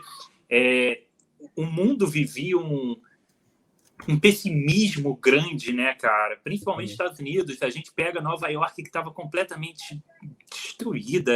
A galera estava usuários de droga pelas ruas. A gente tem o Demolidor encarando tudo isso, não é à toa. Os quadrinhos realmente estavam refletindo muito daquela época e desse pessimismo e dessa depressão americana, né? Como o povo se sentia naquele período. Isso, obviamente, foi refletindo nos quadrinhos e acabou que houve essa tempestade perfeita, né, de todo mundo pensar em dar uma motivação diferente, um ritmo diferente, um clima diferente. E a gente teve essa união de ideias brigantes que geraram esses quadrinhos maravilhosos de 86. Né? Exatamente. É legal porque, independente da editora, né, parece que tem uma tônica, é mesmo uma cisão com o que estava sendo feito antes, né? Sensação que a gente tem se você lembrou bem, cara, o John Walker e a Waller, eles são bons representantes do período mesmo. Para fechar, tem mais duas mençõezinhas antes da gente ir para a nossa reta final, que também tem uma relevância enorme e impacto até hoje. Primeiro foi a publicação de Maus, em 1986, o lendário quadrinho que fala sobre os horrores, né, da Segunda Guerra Mundial e do Holocausto, representado através ali de ratinhos e outros animais antropomorfizados. É um quadrinho daqueles obrigatórios e imperdíveis para todo mundo, né? E continua vendo até hoje. É um quadrinho que nunca sai de catálogo. Você consegue comprar ele, sempre com preço bem interessante. Você dá uma olhada aí na Amazon agora, ele está com preço bem pagável, que é um daqueles quadrinhos históricos e lendários. Inclusive, saiu uma continuação, saiu agora também um quadrinho, uma edição de luxo dele. Você tem, mas existe a versão baratinha que é possível você comprar, tá? E a gente teve o surgimento de uma nova editora que está aí até hoje, que foi a Dark Horse. A Dark Horse teve seu primeiro quadrinho publicado em Dark Horse Presents, que era um título que era uma espécie de mix em preto e branco. Nessas páginas de Dark Horse Presents, por exemplo, a gente teve o surgimento do Hellboy em 1992 ou 94, agora me foge a memória, mas nos anos 90 a gente teve o Hellboy surgindo nessas páginas, mas em 1986 a gente teve o Concreto surgindo em Dark Horse Presents, volume 1, que depois viria a ser uma casa editorial de peso, publicando Conan, o Hellboy, que é um título deles mesmo, e tantos outros personagens sensacionais e quadrinhos aí que estão memoráveis até hoje, né? Com certeza, cara, com certeza. Bem lembrado, o mouse Você falou bem, tem a versão baratinha que é completa, tá? É legal dizer Sim, isso pra galera, porque é uma história fechada. a história fechada, não, e a última versão baratinha tá ali em cima na estante, mas eu não Eu vou. vou Vamos ver tentar se pegar vai aqui o pegar. meu. Ah, se você vai pegar a mesma, vamos ver se o Barba vai pegar a mesma que eu. Mas ela tem a continuação também, né? É exatamente a que eu tenho. A continuação tá aí dentro. Então você É a não que eu tenho perde, também. Uhum. né? Então essa é a versão que eu tenho também. Lançaram recentemente aqui o MetaMouse, né? Que eu acho MetaMouse. que tem Isso. material extra, tal, É que é esse aí que eu legal. tava falando. Eu confesso que eu não peguei, eu já tinha a história original, tal, não senti necessidade, mas todo mundo elogia muito. O MetaMouse, na verdade, Lucas, só para complementar, ele tem todo um material feito pelo próprio Art Spiegelman, que é explicando algumas referências da HQ. Então, é basicamente uma HQ grande de extras. Tem até um CD que vem, cara. Eu peguei o MetaMouse também. A minha edição de mouse é igual a de vocês, mas o MetaMouse eu peguei porque é um material mais para quem está afim Jornalístico, quase, né? jornalístico, para quem está afim de pesquisar toda a história por trás de mouse, entendeu? Não, perfeito, perfeito. Eu acho que é uma obra que tem que falar, cara. É o que o Barba disse. É, eu não gosto muito do termo obrigatório, né? Mas eu acho que assim Não. ela redefine a forma como você usa o meio, porque Sim. a gente tem uma arte extremamente simples, né? E ela é simples. A gente não tem. O Barba tá com o material aí na mão. Quem tá vendo a gente no YouTube vai ver. É simples. De novo, simples não quer dizer ruim, pelo amor de Deus, mas é simples. Né? A gente estava falando ainda há pouco, ali estava mostrando o desenho do Miller, né? Então, mas a gente tem uma narrativa, cara, que O ela objetivo é a mensagem, né? pega tão forte, e esse jogo do rato, do gato, né? Da forma como ele representa, A é um negócio. simbologia que ele bota, né, no quadrinho. Aquilo ali cara, Aqui a é gente tem realmente. aqui a gente tem talvez posso estar falando algo totalmente equivocado até, mas ele está mostrando pelo menos a primeira vez com esse peso e essa relevância de que você pode contar uma história documental, você pode fazer um documentário, você não precisa levar os quadrinhos simplesmente para o lado de ficção, de super-herói ou de terror, os pulps e tudo mais. Você pode ter algo totalmente pautado na realidade e você pode fazer algo com jornalístico dentro dos quadrinhos. É uma mídia como qualquer outra. Então, é realmente um divisor de águas para esse ponto. E entra na questão do obrigatório. Quando eu digo obrigatório, é para quem quer passear pela diversidade dos quadrinhos. Pela Quem história quer dos quadrinhos, né? Acho que é isso. conhecer e ter essa bagagem de leitura de eu quero ler a primeira história de tal personagem, eu quero ler o quadrinhos que foram importantes na sua época, importantes por N questões, esse entra na lista de quadrinhos obrigatórios para quem quer ter toda essa bagagem. A mesma coisa se você for falar para um cara do cinema. Pô, você tem que assistir lá Cidadão o Kane. Homem à Lua, você tem que assistir o Cidadão Kane, você tem que assistir esse filme. Você vai falar da música, eu não vou saber exemplificar nada, mas você vai ter os seus exemplos. Música tem que ouvir Los Hermanos, senão você não entende de música. Pô, Lucas, achei que você ia falar dos Beatles e eu até ia concordar. E eu vou te falar que eu fui no show, a gente vai para outra área, que não tem jeito. Eu fui no show do Los Hermanos no Sesc de Madureira, na época que eles ainda cantavam Ana Júlia. Eu achava que eu gostava porque eu fui no Circo Voador, mas no Sesc de Madureira tu gosta mais que eu, cara. Na época era 1 quilo de alimento não perecível a entrada. Eu fui lá assistir Los Hermanos numa sexta-feira à noite, depois da escola. Mas então, rematando aqui o nosso ano de 1986, também conhecido e batizado por nós como o ano do Frank Miller, um ano que realmente mudou os quadrinhos dali para frente, que, né, a gente tem a repercussão disso até hoje, seja na forma de contar histórias, seja na forma como alguns personagens foram remodelados, e essa remodelação está aí até hoje, né? Então, a gente teve realmente muita coisa diferente, importante e relevante acontecendo nesse ano. Se tu curtiu o estilo desse programa, né, da gente batendo papo sobre as curiosidades e os quadrinhos, personagens relevantes daquele ano, deixe seu comentário aqui, porque esse aqui pode ser o início de uma série de programas sobre anos memoráveis. Todo ano, se a gente der uma pesquisa, tem muito quadrinho legal que vale a pena ser comentado. Obviamente, nenhum vai ter esse grau de tantos quadrinhos importantes que mudaram a história, que mudaram o jogo, como o ano fatídico de 86. Mas a gente, qualquer ano que a gente pensar assim, pode sair alguma coisa brilhante, um monte de coisa legal para a gente comentar, mesmo que seja coisa ruim. Mas dá para a gente comentar muita coisa a respeito de qualquer ano desses aí, dos últimos 40 anos dos quadrinhos, principalmente com o surgimento da Editora Abril, né, publicando os quadrinhos aqui no Brasil e depois passando para Mitos, Ópera Gráfica, Panini e tudo mais. Curtiu? Deixa um comentário aí falando para a gente o que você achou dessa loucura toda a respeito. E se você quer que a série dos melhores do ano continue por aqui. Mas agora a gente vai para a nossa reta final, que é a reta das indicações, e do que a gente está lendo nesse momento antes da gente indicar. Então, vou perguntar aí para o Lucas, o que você está lendo nesse momento, e depois a gente passa para as indicações. Deixa eu começar rapidinho, Baba. Eu vou então cortar o Lucas, porque eu já falei a minha. Eu já falei as duas, na real, né? Primeiro, então, indicação, Cavaleiro das Trevas, a gente já falou dela, então não vou me alongar. Galera, tá sempre em catálogo, fácil de achar, vale muito a pena. Você curte quadrinho?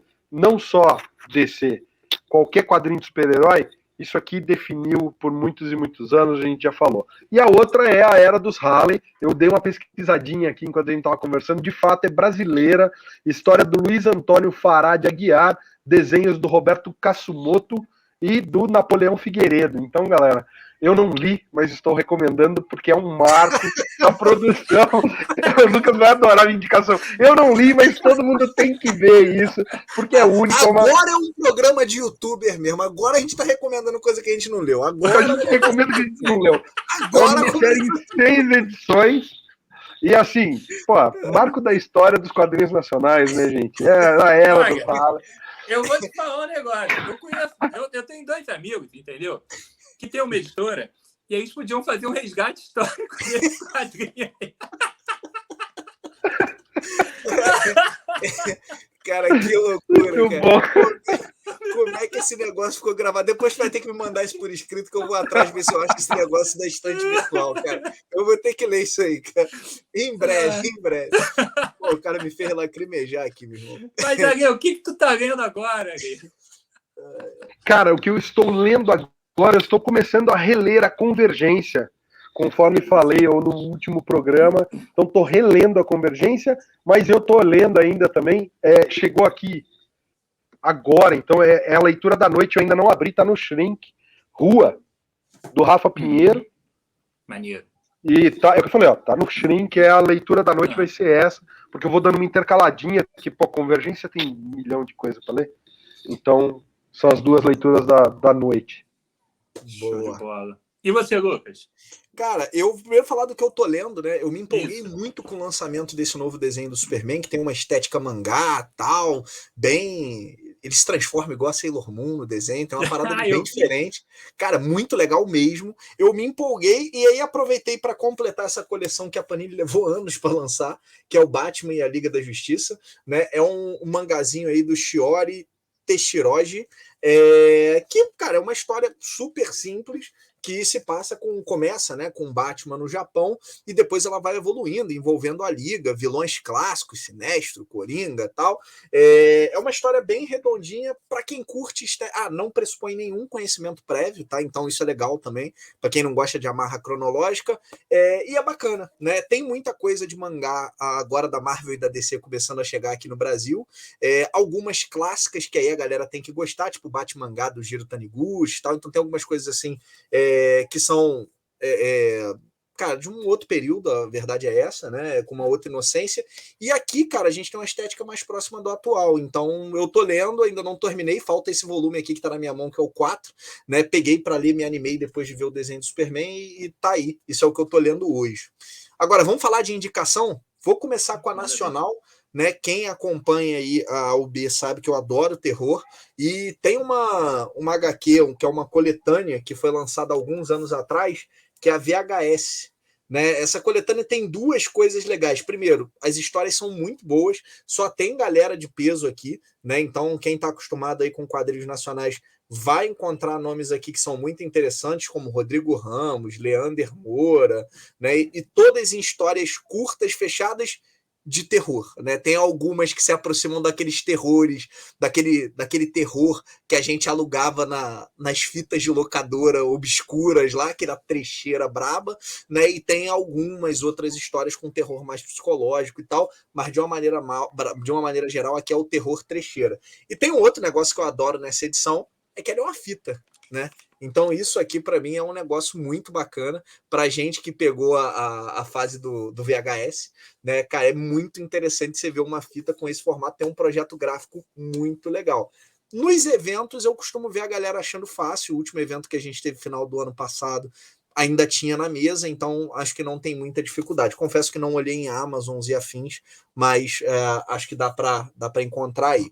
E a minha recomendação hoje, Barba, vem de uma das minhas histórias favoritas, né? Talvez tenha sido o quadrinho que eu mais reli na minha vida, e como recentemente ele foi tirado de catálogo por uma decisão da Disney, por conta de uma determinada passagem, eu não tenho como deixar de recomendar a saga do Tio Patinhas, do Dom Rosa, né, cara? Dom Rosa é, para mim, depois do Karl Barks, o grande nome que trabalhou os patos da Disney. Temos histórias legais, italianas, tem grandes mestres italianos que mexeram com Disney, mas isso aqui que o Dom Rosa faz é um negócio totalmente fora da curva. Cara, eu não vou ali pegar, mas eu tenho o Tio Patinhas do Dom Rosa, eu tenho o autógrafo dele na parede, eu acho ele um cara, assim, totalmente fora do normal, e isso aqui, cara, é ouro. Então, assim, você ainda consegue achar as versões. Teve a biblioteca do Dom Rosa, que acho que começou com a Abril e terminou com a Panini, se eu não estiver falando besteira. Acho que foi. Que tem não só isso aqui, mas tudo que o Dom Rosa produziu para a Disney. É muito bom, tá? Ponto. Se você curte, vale a pena ir atrás. Se você tiver dificuldade de achar, essa versão aqui é muito bacana. Não sei de quem é, se é da Abril. É da Editora Abril. É da Abril. É da Editora Abril, cara, 3 edições. Ela tem não só os capítulos originais da saga, mas ela tem também os capítulos extras que aprofundam. Barba, não sei se você tem um hábito é forte, né? Mas eu não sei se você é um cara emotivo que chora com quadrinhos, né? Eu confesso que eu sou um cara pouco emotivo. Tem poucas histórias que me fazem chorar com quadrinho. Uma é um mangá chamado O Cão que Guarda as Estrelas, que, cara, para quem gosta de cachorro, você chora igual criança, sai catarro do nariz, é um negócio horrível, né? E esse aqui da saga do Tio Patinhas tem um capítulo em especial, que é o último, né? Que é onde ele reencontra a irmã. Eu não vou me lembrar o nome do capítulo, mas é... Cara, uma carta de casa, é esse? Isso, uma carta de casa. Cara, aquilo ali é de fazer qualquer um também derramar lágrimas, entendeu? Então, a saga do Tio Patinhas, fica aí a recomendação na minha opinião, de um dos melhores quadrinhos que eu tive a oportunidade de ler na minha vida. Pô, espetacular. Cara, eu também amo o Tio Patinhas. Assim, tenho esse bonequinho, tenho o Funko Pop. Cara, eu fui na Funko Disney. É lindo, cara. Eu fui na Disney e fiquei igual uma criança de 5 anos. Eu fui velho na Disney, né? Pouco tempo atrás. Eu tirei uma foto com o Tio Patinhas na Disney, cara. E isso aí é algo, assim, fora de série. Então, curto demais também. Tenho a versão capa dura dessa história aí. Eu tenho ela. O Tio Patinhas do Lucas tá dando pra ver, tá em cima da tua cabeça aqui, né, Lucas? Tá. Do teu lado esquerdo aqui, né? Isso, ele fica ali, eu boto ele ali porque aquele lado ali da estante tem umas coisas meio ruins, tipo Spol, umas coisas assim, eu boto ele ali para brilhantar aquele lado da estante ali. Mas realmente, Tio Patinhas, tanto a fase do Barks quanto o Dom Rosa são realmente quadrinhos totalmente fora de série. Vamos lá, para minha leitura atual. Comecei a ler hoje Saga dos Novos Titãs, volume 1, material do Jeff Jones, nova revista Saga, entrando no lugar da revista do Superman, tá? Traz um material ali do início dos anos 2000.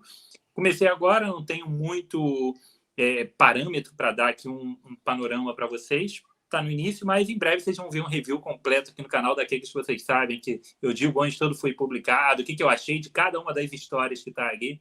Então, aguardem que em breve, talvez quando você estiver assistindo esse programa, esse review já esteja no ar. Então, dá uma olhada. Se você está assistindo no YouTube da UB Editora, dá uma olhada lá no YouTube do Barbas. Indicações. Eu vou começar com a indicação nacional também e vou indicar um mangá nacional.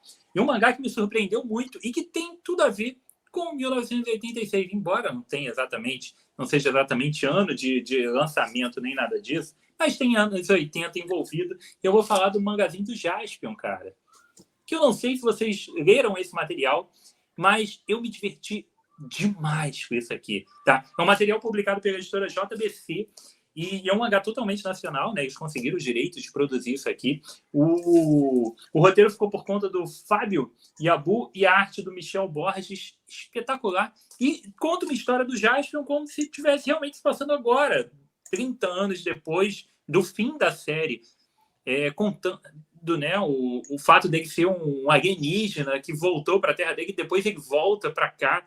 É uma história bem legal, tem um clima de nostalgia espetacular, a arte é maravilhosa. Então, se você viveu a época, você assistiu Changeman, Jaspion, Jiraiya e companhia na televisão, como eu, o Ares já não assistia isso porque ele assistiu Ultraman e o National Kido, né? Mas aí deixa quieto nisso aí, tá?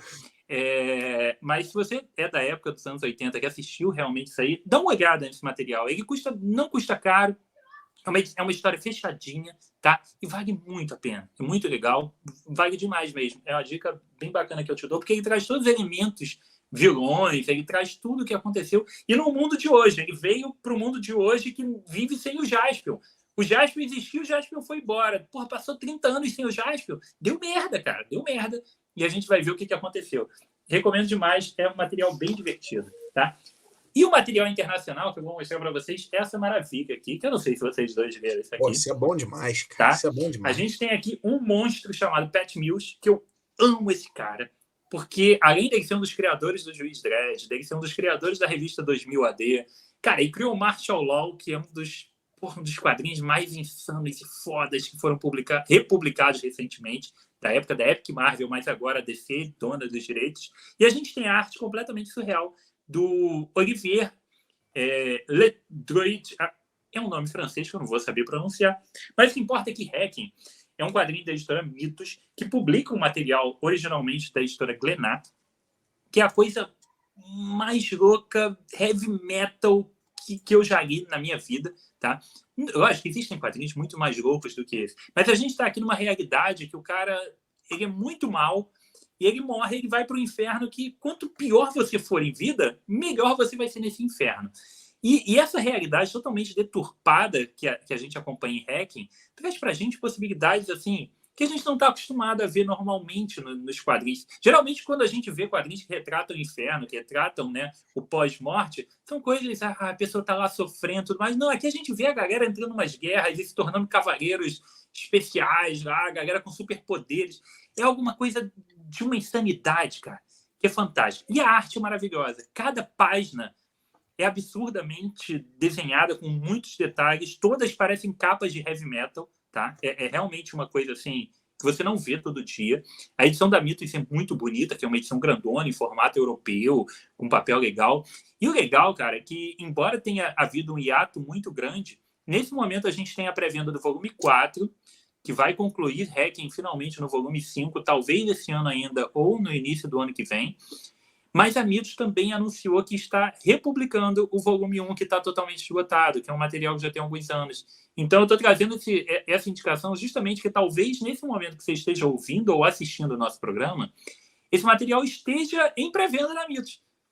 Porra, e eu vou te falar, dá uma chance, tá? Tem já um programa aqui da época no canal falando sobre Hacking, mas talvez quando você estiver assistindo tenha um novo programa já também falando sobre a saga como um todo, do que foi publicado até agora. E espere um quadrinho assim, sem censuras, tá? É um quadrinho que vai ter violência, sexo e toda a depravação possível. Você está falando de inferno. É um quadrinho que os heróis estão no inferno. Cara, tudo que tu imaginar de podridão tem ali, com uma arte maravilhosa. É isso que eu tenho para falar. Hacking, compre Isso Hacking. É muito bom, Bardo. Se divirta com Hacking. Eu acabei, antes da gente entrar aqui para gravar, de pegar o meu na pré-venda lá na Mitos, porque tá com, acho que tá R$60, 60 e poucos reais. Cara, e que capa é aquela do volume 4, cara? Tá pra lindo, ter cara. ideia, a capa do volume 4 é simplesmente uma cena de sexo. Na capa da edição. É só isso, apenas isso. É uma cena de sexo. E não tá escondido, não. É quase explícito. É nível Multishow meia-noite, alguns anos atrás. Pra quem gosta desse gênero Dark Fantasy, né? Sim. Como a galera gosta de chamar hoje, estilo Berserk e tal. Cara, Isso, pô. Cara, essa espada que absolutamente. tá aqui dá o tom da. Olha a espada dele, cara. Pô, Esse é aqui muito bom, legal, cara. isso é legal Isso é muito demais, bom, tá? né? Então, Hacking, fica a dica aí do Barba. E é isso, galera. A gente chegou aí, o maior programa que a gente fez até agora, mas valeu a pena, acho que foi bem legal. Eu espero que vocês tenham curtido, tá? Espero que vocês voltem e assistam mais programas, assistam os anteriores, caso você tenha descoberto agora. Não esqueçam de deixar os seus comentários a respeito do programa, respondendo as perguntinhas. Diz pra gente também o que você está lendo. Deixe indicações também, sugestões de próximos programas, tá? Que é sempre muito bom. Independente se você está assistindo no canal da UB Editora ou no canal do Barbas, siga o outro canal e acompanhe as publicações lá, que a gente tem vídeos saindo em ambos esses canais constantemente, com uma cobertura enorme do mundo dos quadrinhos, de tudo que sai aqui no Brasil. A gente tem muita coisa acontecendo para você se informar, se inteirar e acompanhar a respeito disso. E, obviamente, se você está assistindo em vídeo e quer só ouvir, você também encontra a gente no Spotify, tá? Então procura lá o BarbaCast da UB Editora, que você encontra a gente por lá também, tá? Eu estou me despedindo por aqui, vou deixar o meu amigo Lucas e o Ari se despedirem também. E foi isso, galera. Até a próxima! Valeu, galera. Foi um prazer estar com vocês aí mais uma vez. Em breve temos mais BarbaCast aí. Vamos ver que tema que o Barba vai aprontar e o que ele vai trazer pra gente de bom. Valeu! Até a próxima, galera. Valeu! Valeu!